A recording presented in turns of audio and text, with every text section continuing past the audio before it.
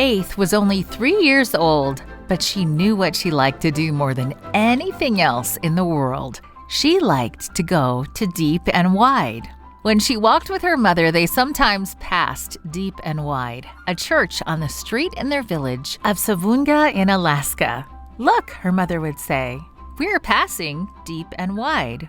Faith would get excited and begin to sing the song, "Deep and Wide, Deep and Wide." As she sang, she lowered her hands to show how deep was deep, then stretched out her arms to show how wide was wide. On Friday nights, Faith couldn't wait to go to bed so she could get up in the morning and go to Deep and Wide. Her grandfather said, "Good night. See you in the morning. Maybe I'll make some pancakes." Faith smiled with delight. Her grandfather's pancakes were her favorite breakfast. Faith snuggled in bed at 10 o'clock. It was a little difficult to fall asleep because her older sister was still up.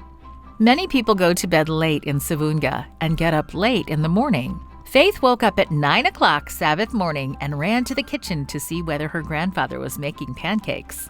He was. Before eating, she sat down with her grandparents to pray. They all prayed out loud together, saying, "God is good. God is great."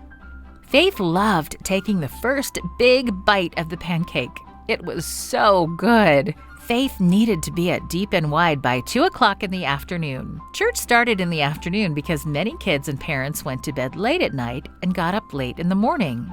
As 2 o'clock drew nearer, she climbed onto her mother's four-wheeler to go to church. Everyone walked or drove on four-wheelers in the village. When they arrived, Faith was welcomed by a friendly woman who was not an Alaska native like her and her family. Faith and everyone else called the woman by her first name, Eloise.